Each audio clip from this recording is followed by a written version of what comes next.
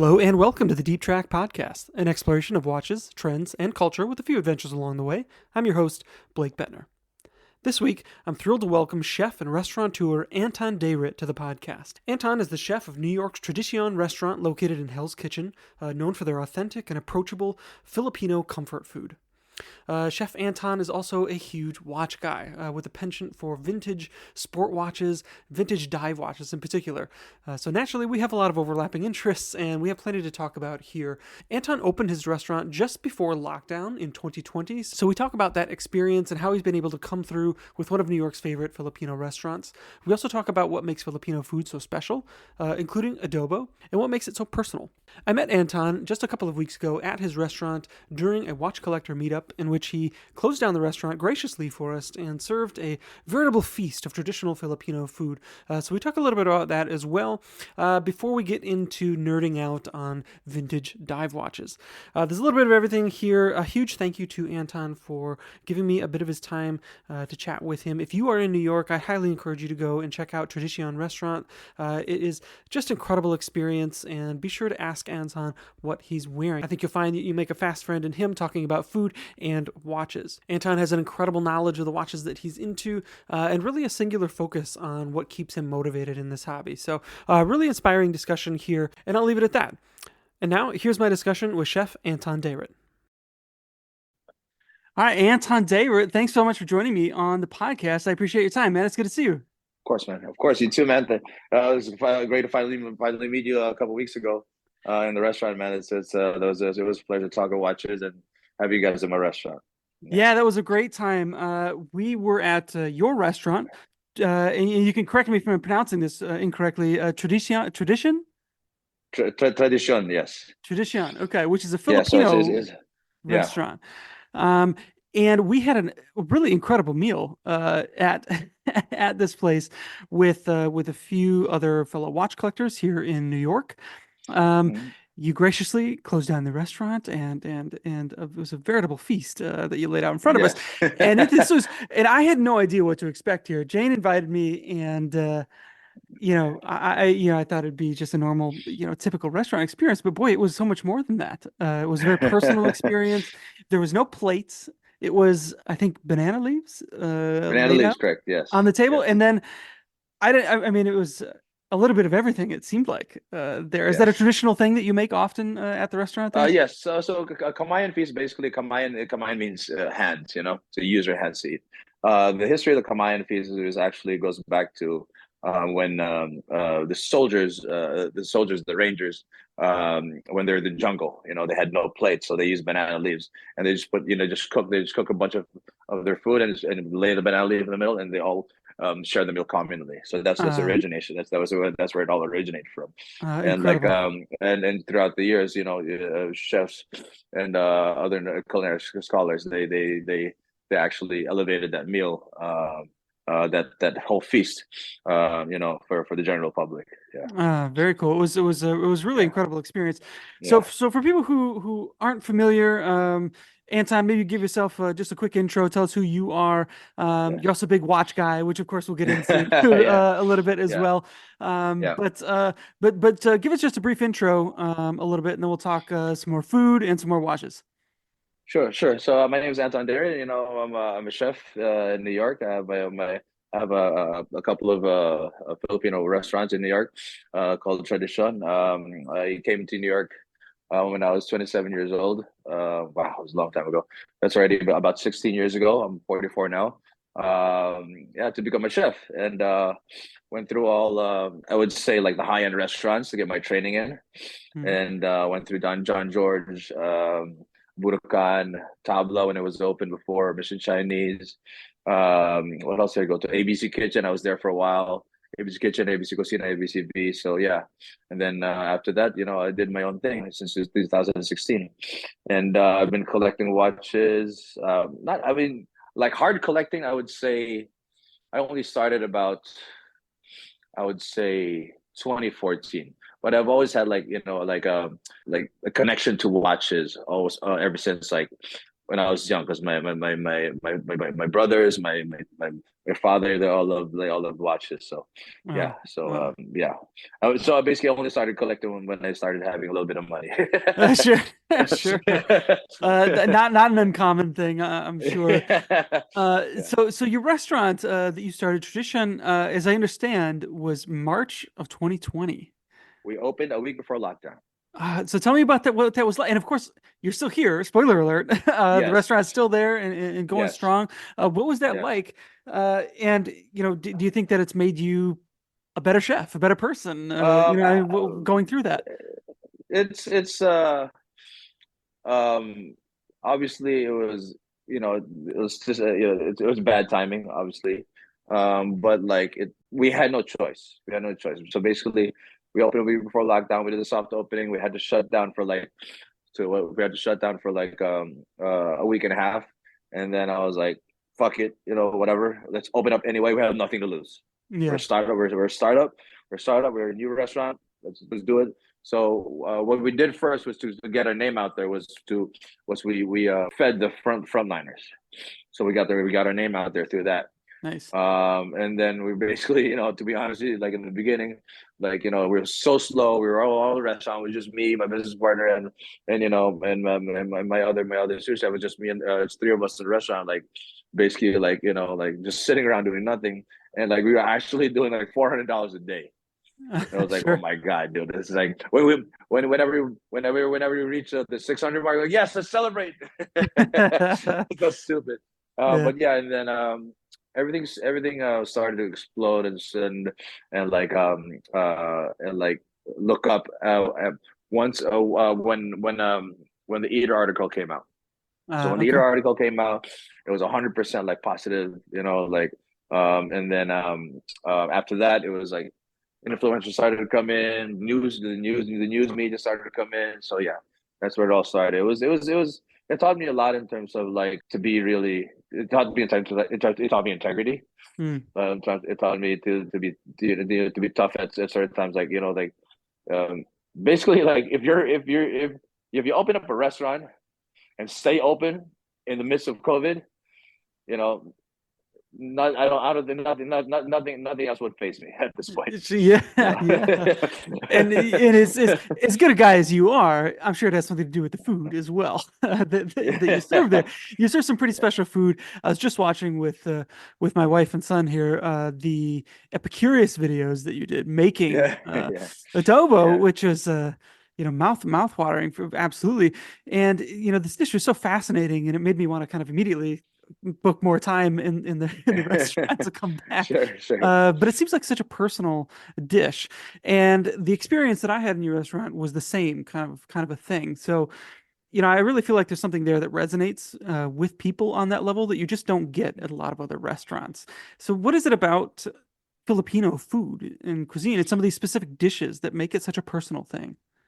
So basically, I think at this point, I will take it from the words of Andrew Zimmer, and he said like the only Asian food that's undiscovered is Filipino food.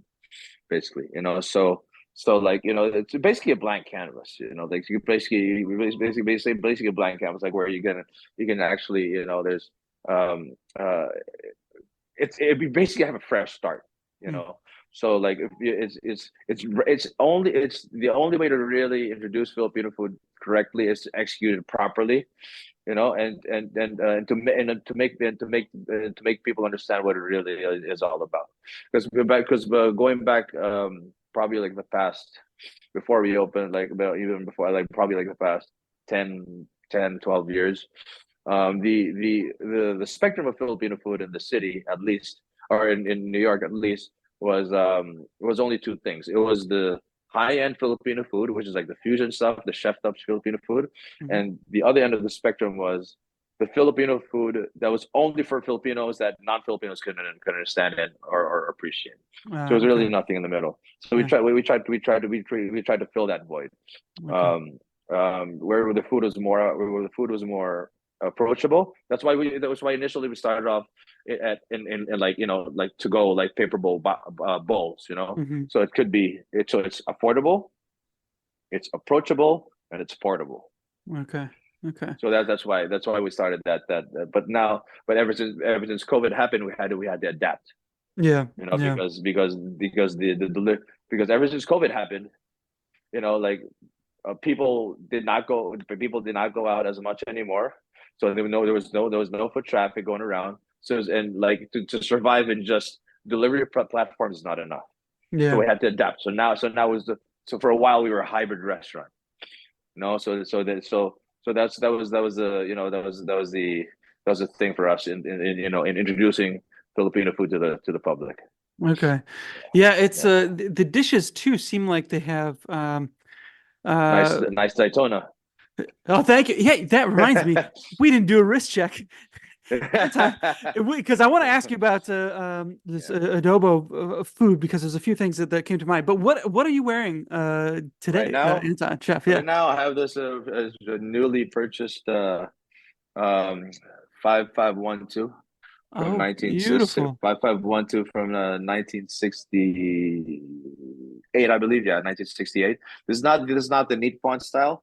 It's the one after that. Yeah. But yeah, but if it seems to be an unpolished case.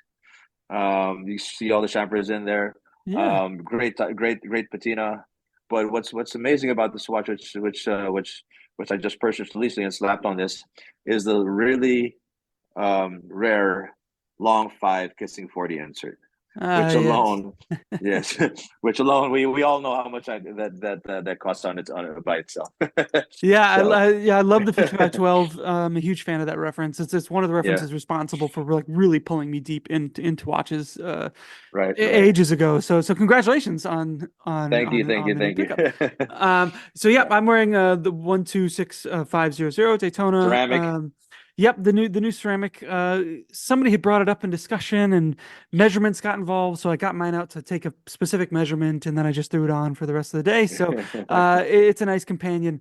That I would love to Nice. have one from the 60s or 70s, Yeah. but that ship might The new have ones. sailed. So so we're, we'll see. we're all we're all working towards that price point. Yeah, yeah, yeah. It's good to have one of those in the arsenal. Yeah, exactly. I know you're a sub guy. You've had a few Yes. go Yeah. through, and we'll get into that. But while we were on this adobo subject, as I was watching that, and you kind of said, it really kind of boils down to a few. Like it's not that complicated. It's really just kind of these It's few not. things, It's and then really you not. can kind of Yeah. take it in all these other directions that you want. Exactly. And it kind of reminded me of I've been reading this book about cocktails and really kind of understanding the fundamentals. And then when you kind of understand Yes. the building blocks of how they work, you can really take it into like any of these Pretty directions, much. So yeah. which makes it kind of fun for Yes. me. So is that how adobo is for you, and how it can kind of Well, really? I would okay. Yeah, you're right. So I would say it in a more general note. Cooking is like that in general. Mm, It's not like they say cooking is an art. Yes and no. Because a true artist does not need the fundamentals. A true artist like Michelangelo or wherever, like like a true painter or whatever, it comes natural. They just paint. They don't need the fundamentals. Nothing. In cooking and like making adobo, there's rules to that. Those once you set down those fundamentals, that foundation, then you can play around. Then you can get creative. That's yeah. that's that's the thing about cooking. That's the thing about adobo. The base fundamental of adobo was three things: it's soy sauce, vinegar, and garlic. That's all it is. The very, very first adobo actually did not have soy sauce. The very first adobo is actually just um, garlic and vinegar. Okay. So it's pork, garlic, and vinegar. That's it. And that's So it. the introduction of soy sauce came in when the Chinese came to the Philippines centuries ago. That's Sure, when that's sure. when that's when but like the so that became the traditional adobo. That became the traditional adobo of the whole of the Philippines. It's soy sauce, garlic, and vinegar. And Mm. then some people throw in coconut milk. Some people throw in like lemongrass in there. Some people throw in mushrooms, or what? Some people throw in star anise. Some people even throw in there's a I'll cook for you guys this one day. It's called humba, which is a version of adobo, but it has mushrooms, the fermented black beans, Mm. star anise, and pineapple. Oh wow, It totally changes the whole dish. It's uh, amazing. I love that. And my adobo is actually pork belly. Hmm. The humba, basically the other version of adobo, that the version of humba is actually from the south of the Philippines. That other version of adobo is actually they use the braised pork hock, which is even more succulent. Okay. Braised pork Yeah, cock. Okay. Yeah, it looked yeah, fascinating, and I love that it's something that's seemingly basic, but it really can be what you make of it. And yes, to me, like I feel like I mentioned the cocktails, and I think watches even in the same sense. It's not the watch that makes you interesting; it's you that makes the watch interesting, right? Because yeah. I know I people like come that. down on people that have like Submariners or whatever basic watch. I'm like, well, who cares? Like, what are you doing with it? Right, And it's not like right. the watch that's making you. Yeah, It's you're making it. So yes, I've always kind of identified, and I always tell people like a watch is what you make of it. Like if you're gonna exactly, call a exactly. It Rolex doesn't a have, status symbol, like you it's don't not that to everybody. you don't have to spend $30,000, $40,000. I have some pieces I have some pieces where like they're like $700 or like $400, and they hit the same when I'm wearing it. Yeah, yeah, absolutely. Yeah, and that's the beauty of collecting. It can be Yeah, what you make of it and what you want it to be, yeah, which I really love. So you've been in the food scene and the cooking scene. I'm sure that like the watch industry over the past 10 years has really changed a lot, and the enthusiast scene has changed a lot. That the food scene in New York has changed quite a bit in that time. Like how have these two things kind of come together for you? Like how did you first get into watches? And then to the point of like, oh, like while I'm cooking and running my restaurant, this is just a part of me in how I operate. yeah. I mean, obviously, like to be like as I said in the Hodinkee article, watches played a huge role for me because when I was a cook, I had like probably undiagnosed ADD, so like I forget things right away, Sure. so when I put something in the oven, as soon as I turn around, I've forgotten about it. Yeah. So that's why when I'm always in the kitchen, I wear a G-Shock. I wear something that has a timer. I wear something like a chronograph or something, so when I what do you call this? When I throw something in the oven or turn the stove up to cook something, I put a timer on. So it reminds me, and so it reminds me, like, okay, I got something cooking. So that's how watches played in a role in the kitchen. But in terms of like loving watches and like loving what I do, I think the reason why I love watches is because I love details. When you're cooking, the details matter. Yeah. When you're collecting watches, details matter. So I Hmm. like I'm a freak for like and for detail and attention to detail. Yeah, So as I mentioned earlier, we met a couple weeks back in your restaurant with a dinner with a few other watch collectors here in New York. yeah. Um, how did you get involved in this scene with these types of people? So Jane also came out of in Hodinkee, the article of Hodinkee. So she came out. We came out of 4+1. I came out of 4+1. It was nice. It was nice enough for her to approach me because I was eating in a Hamburger America, and then I was minding my own business, and she comes up, hey, it's like, I know you. This is you. I was like, oh, hi. It's like, okay. So, so after that, oh, this is basically like, and I follow Watch Meow, like, I mean, also like, oh, this guy. I was like, oh shit, like, So and Yeah. then I put two together. It's like, okay, there's like, and then they reached out, like, nice to meet you. Well, I just, you know what, and then I blurted out to them, why don't we do like get together in the restaurant? Bring all the watch guys like you guys, and like, and I'll serve you an awesome meal, and we can talk watches. That like I am. There's nothing that I love more to do to cook and talk watches. Sure. That's a perfect day for me. Yeah, That's a yeah. perfect day for me. And Yeah. especially meeting you guys, meeting you, Blake, and like everybody else who were so cool, who were so unassuming, but like and like just like like just have this passion for these things. Like I appreciate that kind of people. Yeah, and I Yeah, appreciate you guys coming back. it's one of those things you come for the watches, but you stay for the people ultimately, and Yeah. there's such a great Yes. Yeah. community around this stuff at the end of the day. Yes. So So I love hearing that, and shout out to Jane. This is just Jane Yeah. CT on Instagram. We'll Thank leave a you, Jane. link to Hi, her Jane. profile. Yeah, hi Jane. We'll leave a link. She's also the one that We'll encouraged me to reach out to we'll you. see you in Gothenburger social in a couple of weeks. Yeah. She's the one that told me, like, you should have him on the podcast. He's Yeah. he's great to talk to. So Nice. yeah, so we love her. And these guys can be a bad influence sometimes because you see some pretty incredible watches that come in. So I see that. I foresee that. Like, I'm gonna be like, oh shit, like that's a really nice watch. Like you, when I put it on your Zenith, I was like, as soon as I got home, man, I just bought a fucking 5512, but I like that Zenith. it's a cool watch, right? And that's Yeah, like that's the kind of crowd that I like, kind of bringing a watch that it doesn't have to be the most expensive or the most this or that, but it's interesting, and it kind of like yeah, gives some it is. insight into like how you think about watches. And I think just in general, like Zenith as a brand is probably the most underrated brand for me out there in terms of like I want to say the most underrated. It's like there's so much like out of all the watch brands. I think there's it has the highest value for the Yeah, price point. yeah.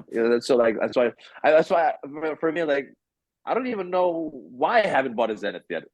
Maybe I probably will. You You've been know. looking for the Uh, right one, right? You've been waiting for Exactly, that right exactly, one yeah, for so exactly. long. And we all know it's when we're buying watches, it's all about timing too. Like Yeah, is yeah. it the right one? There, it's like at this point, is the right one to buy? Is there something better? Should I wait for this? It's all about timing.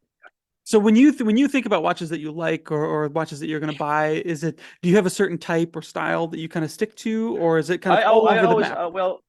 so I have like I have like just my rule because before I had like 30 or 35 watches like like I had like so I'm like but I only reach for 3 or 4 or 5 watches out of that 30. So my rule of thumb is like okay I'm gonna throw away this box that because I had 2 cases, right? So like a 12 and another one. So Hmm. I set aside those 2 boxes. All right, I'm gonna keep it down to 12, right? So like, so my rule of thumb is like when I buy watches, like I have other watches that'll keep. Then I have like 2 or 3 watches that I'll use in for like with sale. I want something that I'll trade in or something. So Yeah. like but I always keep myself. Um, I like sport watches. I like sports watches. Yeah. Um, only also because that's why I like subs is because I can actually it's not that that's not something that I'm gonna use in the kitchen because I'm not gonna fucking use it in the kitchen. But Sure. if I had to, I can. You know what I mean? Yeah. Yeah. But yeah, I like sports. I like sports watches. I like this. I like mostly vintage. But I do have some modern pieces, but mostly vintage. I like the sports line of Rolex, obviously. Hmm. I love Tudors. I love Tudors and the vintage Tudors. I love Hmm. the Black Bay 54. I love. Mm, yeah. What else? In terms of like the non sports watches, I think my top brand for non sports watches for like it's Universal Geneva. Oh, That's okay. Okay. yeah, that's I mean, I've been dying to have a Nina.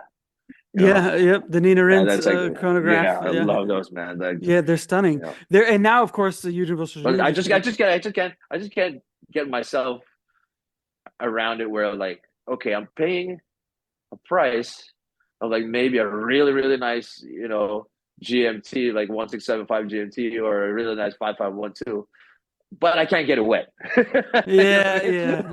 You Yeah. know what I mean? So I just can't wrap my head around Yeah. that. Look, there's a lot of watches that I really like, and then when I think about if I owned it, would I wear it or would I use it? Yeah, exactly. Well, which And one? then Give I'm me an like, example. Which one? like Like what? like a Lange 1815 chronograph or Yeah, something. yeah, Like I yeah, adore the watch, of course, but yes, I have a feeling it would sit in my watch box a lot. Or even like the Universal Geneva. It's a great example. exactly. Uh, so and I think it really kind of comes down to like, well, am I going to use this and am I going to wear it? And then the Yes, rest, exactly. it's just fine to like appreciate and enjoy, you know, Yeah, from the sidelines when other people. yeah, And Universal Genève was just, of course, kind of reacquired yeah. by the Breitling. Yeah. Breitling ownership group. So I think I you know hope they do. I hope and pray they do a good job, and that they don't veer away from what it was. I Because know I know I don't want to see a 44 48 millimeter universals you need. Please don't. I know. Fingers crossed there, and I'm cautiously optimistic there, and that's one of my favorite like kind of vintage brands. So to see Yeah, them like potentially making a comeback is just awesome, and people being able to experience them as a new watch and not have to be worried about, oh, this is a fragile kind of old thing. right. I'm excited about that. So, so the Submariner, it seems to be like a watch that resonates with you quite a bit. Yes, Do you remember the yes. first, like, what was the first sub that got you? Oh, like I like this. Oh my God, the very first sub that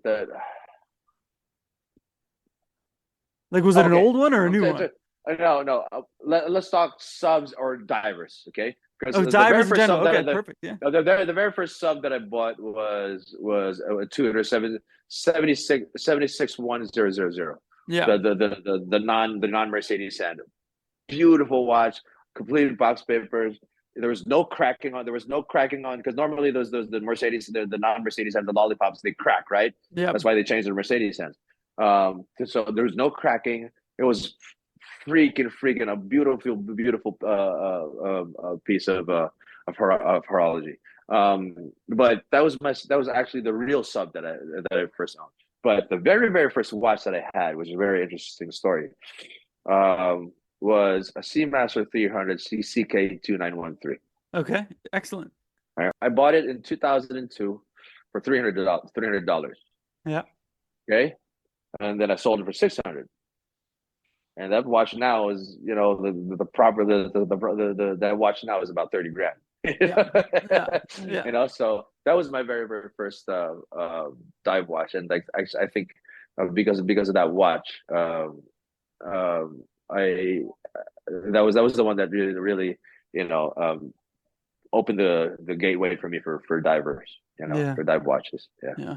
That's a great watch to do yeah, that with. I'm a big Seamaster 300 fan. I have a first gen titanium myself. That's just an utterly charming watch. yes. Um, but there's something about the sub too that always kind of drew me in. The 5512 especially. I know people Ooh. like the two lines of text with the I don't. 5513s. I like. Yeah, I like the full but like dial. I like the full down, man. Like I mean, it's okay. I love 5.13s. I like 5513s. Like the Yeah. thing is like. Like I've had so many already, and like I have so many. I'm so many in the past already, where I'm like, it's actually not. It's easy. It's easy to get. They're not really that special. You know what I mean? But but the the 4 line 5512s, especially with this first generation of Mad Dials, I think it is a little more special. The only time I'm probably going to trade this, I'm probably going to have the only time I'm going to trade this for another 5512 if it's a maxi. Ah, okay, okay. Yeah. So So have so you that's have you have you owned any modern subs, or um has it all just been the vintage? modern subs. No, Nothing. no, I haven't. I haven't. I Okay. haven't. Yeah, I haven't. It's all been vintage. I've gone through. I've gone through most of the the great Tudor references 7016/0. I've had two of those. I had a snowflake, beautiful snowflake coming from got him from Chris, Shiny Happy Objects. Shout out to him, dude. Thanks for all your great pieces. I had that. I had a beautiful 7928, which military provenance that I got from Skip. That was probably that was the top tutor that I've got. So 276 100s. And yeah, so I've gone through all that. And then after that, multiple 5513s. This is actually my first 5512. Hmm. Yeah. In a And 1680, I yeah. saw Oh on the yeah, I had like three 1680s. Yeah. uh-huh. I had like three 1680s. I All had three whites, 1680s. 1680 whites. So I had a Mark One, a Mark Two, all yeah, all a white 1680s. Yeah, Okay, okay. I think for me this the white 1680. That's like that's an underrated watch too, man. It's basically a red sub that's not red. You know what I mean? Yeah, well, It's yeah, and I think there's and you're paying like half the price. You know what Yeah, I you're mean? paying like half the price, for slightly less paint on the dial, Yes, of exactly. course. So, did you have the? I noticed in the picture of yours there was no Cyclops on the crystal. Did you have that done, or Yes. did you buy it like that? So no, it had a Cyclops on, and then that watch that I bought wasn't actually keeping time. The reason why it wasn't keeping time was because it was unopened ever since. It had never been Okay, serviced. okay. Okay, so like for me, it was like, oh, that's actually a plus for me. It's like it's never been opened. So I had a service, and I just like the clean look. I don't like I kind of don't like so the Cyclops look because it makes it like it throws me off a little. The dimension, it throws off the dimension of the watch. So Yeah, I had a Trudon put in. So like it actually when and actually for me the Trudons like they're great. They're great. yeah. So like have Trudeau put in, and then when they put that in, I just love to watch even more because you can actually see the whole, all of the patina on the dial. Have you ever considered a Sea Dweller of the same era? Yeah, well, so I had my first C developer ever was a 666, from 1984. It wasn't the matte dial, but it had really really great patina, unpolished case, beautiful beautiful watch. It looked, to be honest with you, it looked like a NOS watch. It looked Sure. like a new old stock. Yeah, yeah. Great watch. Got that from Linden, Oliver and Clark, and then I was choosing between this or a 1665 for the right Yeah, price. But yeah, I'm like, yeah. man, that's a tough choice, bro. That is That's tough. a tough choice, bro. Yeah. I had to go for the 551 too, man, because I had to do it. I had to do it because You it's just hadn't like, had one. I bet that you will. I bet you'll have a Sea Dweller at some point in your oh future. yeah, give me a couple of months. A couple months, get the old double red in there. Why have one line of red text when you can have two lines of red text on this? Give me a That's couple of months. awesome. So, what do Yeah. you mentioned? You like your love of Tudor and your kind of love of the older stuff. Do you like what modern Tudor is doing? That it seems kind of like in the same vein of like Not what all of them, Rolex was man. once Not all trying of to do. them. Not all of them. I love I love the Pelagos 39. I love the black. I've had like 3 or 4 Black Bay 58s because I love them. Hmm. I've had. I don't. I've been one. I'm on the verge of getting a Black Bay 50, the Black Bay 54. Yeah. Well, like like some of the watches like during the Black Bay line, they're aesthetically beautiful. But when it sits on the wrist, man, it's like you're wearing. It's like it literally looks like this. It looks like that. Yeah, it's a you know, little tough. it's so thick. So I'm like, it's like I don't. That's why I try not. I try not to get watches that are above 13 millimeters in thickness. Yeah. It just doesn't look right. Yeah. It doesn't look right. Yeah. Yeah, no, I feel you there. I feel like some people, it's tough to get. You can get caught up in the numbers easily, but I think Yeah. the overall wearability is what matters like the most. Yes. Yes. And some of them they get a little tricky because they don't do much to hide the thickness, which I think is that Yes, it's they just kind don't, of man. all vertical instead of Yeah. kind of like having a rounded off case back and hiding a Correct, little bit of it correct. Or somewhere. like So just round it off a little bit. It's like basically a block, like the big block, basically. So, yeah, so we all know the original Monte Carlo, right? That yeah, original Monte Carlo is a phenomenal watch, but yeah, they came out with the Heritage line, right? The Monte Carlo Heritage line, yeah. dude. It was basically like having a like a really thick beefy watch on your hand, which Yeah, didn't resonate with me. I feel like they came out with that 5 years too early. And if they Yeah, had held on, and I love that design because it's a quintessential yeah, it's a original beautiful Tudor design, design. man. It's gorgeous. Exactly. And I'm crossing my fingers that that comes back in some way, shape, or I form. hope and Uh, pray. I hope and pray that comes back, and like I would love a 39 millimeter version of that and like a oh, thinner version of that. yes. That would be perfect. That would be a hot ticket. So what Yeah, is there any like any watch that Rolex could come out with today that would make you like, oh, I'm gonna need that's that? that's a question. That's a really good question. Modern watches, Batman's no, not GMTs, no, not really. The only thing that I would wear now is the one that's on your hand. The Daytona. Yeah, Yeah. that's the only thing I would wear. It's a great Yeah, Black. And Give me a black one. Give me a black one, and give me all the colors. Just don't give me those leopard ones. just know the leopard ones are. All right. All right. Well, any Rolex ADs listening, get our man here, black tie. He'll Daytona. I love it. So Anton, I want to be conscious of your time here, but what do you Yeah. got? What else you got cooking? What's on the radar? What are you planning? What's in the cards for Tradisyon moving ahead? Moving ahead, like right now, working on a project. It's not going to be Asian. Sorry, it's not going to be Filipino. It's going to be Asian. Okay. It's going to be a full on restaurant, bar, everything, all of that. But it's going to be Asian food. Because to be honest with you, like that's actually the food that I cook. Sure. I don't.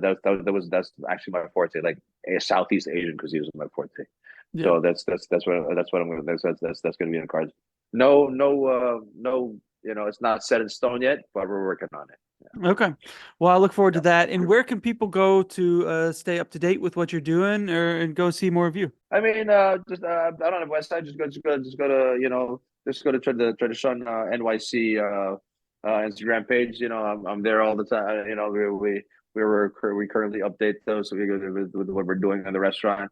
Yeah, and then if you have any questions about watches or like vintage watches or anything that you want to buy in terms of like vintage Rolexes, and or questions, reach out to me. All Yeah, right, I love it. I love it. I'm yeah. gonna bring my family by sometime. My son is a big fan of Please. spicy food, Oh and I man. caught wind that you make some spicy dishes Oh there. yeah. I love it. Like in most of the dishes, like 99% of dishes that I make, there's always a hint of chili. Okay. Always in a chili. There's always some sort of chili in there. Yeah. Well, So I love spicy food. maybe I'll bring him Wait, to. your kid likes some spicy food? He loves it. He's How old is he? 11.